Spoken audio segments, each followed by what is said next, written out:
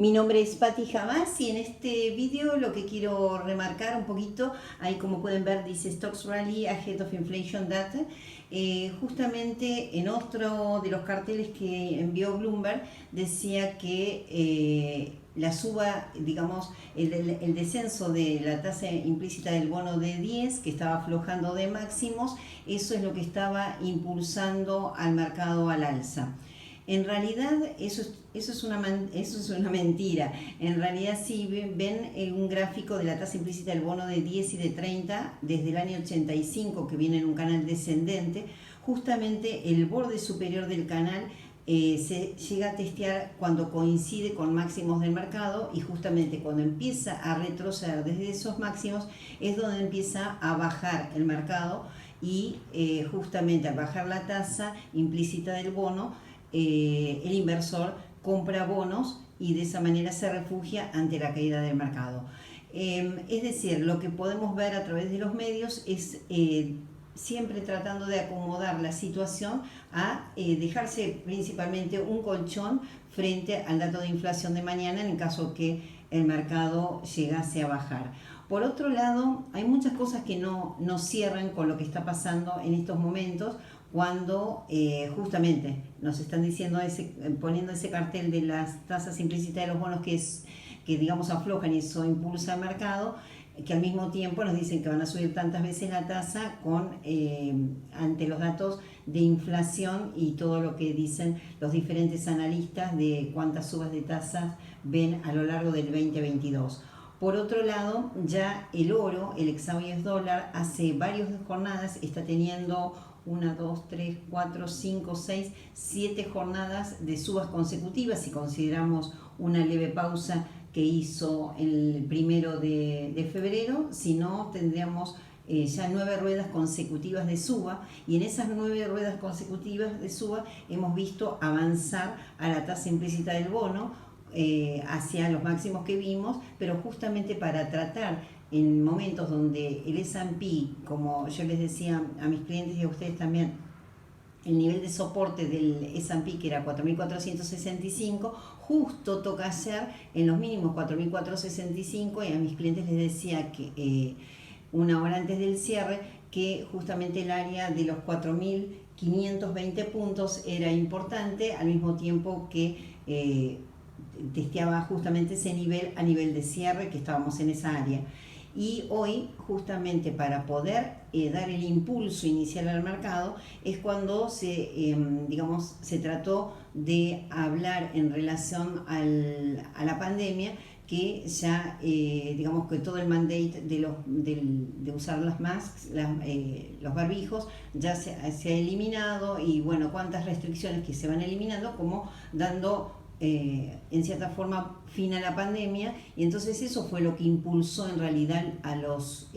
futuros en premercado, y con eso dieron el salto del nivel de cierre que vimos ayer en 4.520-21 que cerró el S&P 500, para poder avanzar y sostener ese nivel y dar a través de esa parte,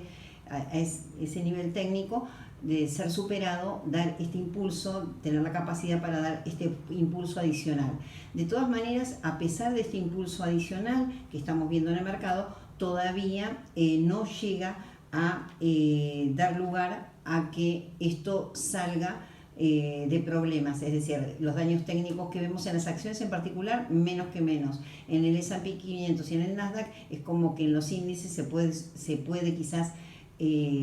esconder un poquito más la situación real de muchas acciones, como vimos cayendo a lo largo del último prácticamente año. Hay un montón de acciones que caen y nadie tiene conocimiento, como cómo puede estar el S&P 500 en los niveles que está, con la caída de Facebook, con la caída de Intel, que no es poca cosa. Entonces, bueno, hay muchas acciones que están siendo compensadas principalmente con las dos actores principales, que son Apple y Tesla. Pero a pesar de todo, si miran, lo que estamos llegando hoy es a retestear, que retesteó en máximos, pero no superó los niveles que alcanzamos justamente en la jornada del 2 de febrero. Es como que el mercado fue a retestear ese nivel y está en una banda de volatilidad que mañana va a ser definitorio el CPI. Y por otro lado, también lo que vemos que dentro de todo este grado de manipulación que hay, les decía, yo puse un tweet, la comparación entre el oro y las acciones ligadas al oro y la plata, es decir, las acciones de oro ligadas al metal, como las de plata, también al exact US dólar. Si comparo la parte técnica, las acciones están muy lejos de hacer digamos, la misma figura tan positiva que se ve en los metales. Y eso es otro factor de manipulación que hubo a lo largo del último año, cuando el oro caía, las acciones de oro y plata las tiraban más abajo, digamos, para romper niveles técnicos, para que no, justamente el inversor no asociara esa situación en las acciones en particular y diera la impresión de una suba del oro y la plata. Entonces, esa es otra forma de manipular, porque generalmente las acciones lideran el movimiento del metal y justamente ante toda esta situación, el inversor ser tan golpeado en muchas situaciones claves donde podían salirlas al alza y ahí producían una agachada más en el oro, un oro que el exact US dólar hizo muy buen soporte en el área de 1785-88, y calculo que ya, por más que sea ese nivel, no va a ser retesteado en las próximas semanas, sino que tendría que dar impulso, y si da impulso es que el dólar estaría retrocediendo, y veíamos el dólar frente al franco suizo que se mueve en una banda también lateral, donde también necesita, digamos, una confirmación de qué es lo que van a hacer los bancos centrales respecto a la tasa, a las tasas en general, porque como bien dice Christine Lagarde, acá el problema base es el nivel de petróleo, que influye en un 49-50% sobre la inflación, y eso no se puede controlar a través de las tasas, sino de una decisión política. Y todo, en definitiva, viene a ser una decisión política desde que asumió Joe Biden. Eso es lo que se ve en el mercado y es lo que se traduce también cuando uno lo escucha entre líneas, que a veces se le escapa en su discurso y le deja una importante señal al mercado de que más le importa el mercado que realmente la economía hacia el ciudadano, porque no tendríamos sino estos niveles de gasolina donde el petróleo a estos niveles es prácticamente el doble que tenía en mente Donald Trump.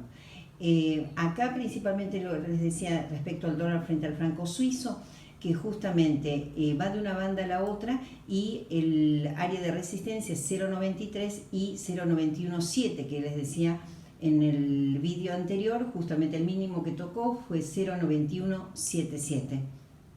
Ahora está en 0.9243 y esperando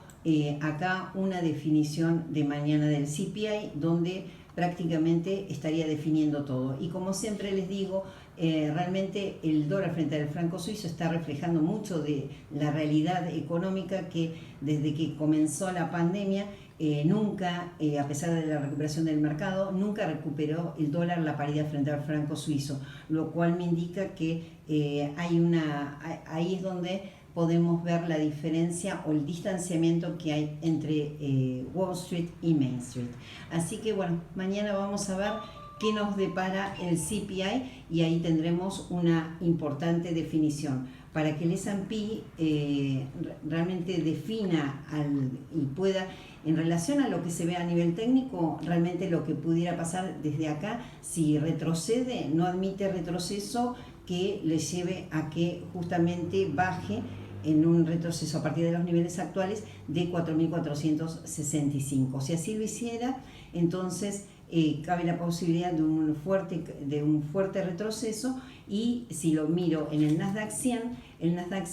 que hizo aquel soporte que les decía en 13.700, calculo a medida que vayan corriendo las ruedas va a ir subiendo un poquito a 13.000, quizás 800 por ahí, y acá el nivel de resistencia está más lejos y ni siquiera digamos el equivalente a los 4.465 del S&P está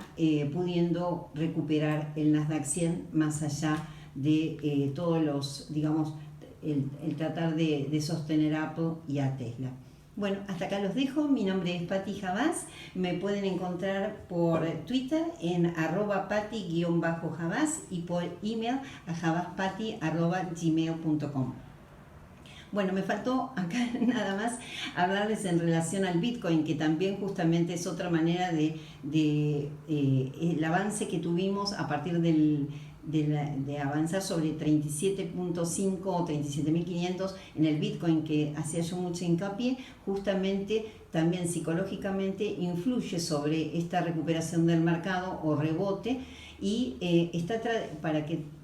si miran un gráfico de Bitcoin van a ver que es algo similar a lo que pasó julio-agosto del año pasado cuando recupera. Entonces acá para poder realmente dar avance y copiar esa situación y dar inicio a una suba de mediano plazo, todavía tiene que dar avance sobre el área de 46.500, 47.000.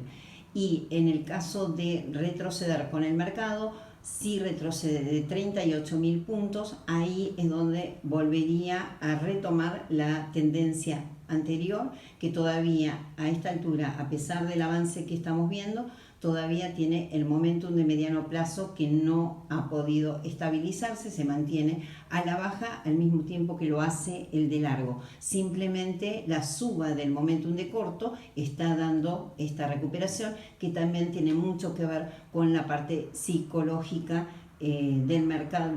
digamos, influye sobre, así como ponen los carteles Bloomberg, también el hecho de impulsar al Bitcoin, que obviamente lo sabemos que también opera en los fines de semana, en momentos donde hay menos operando, hacen esos saltos que también influyen obviamente en toda esta situación. Bueno, hasta acá los dejo, gracias.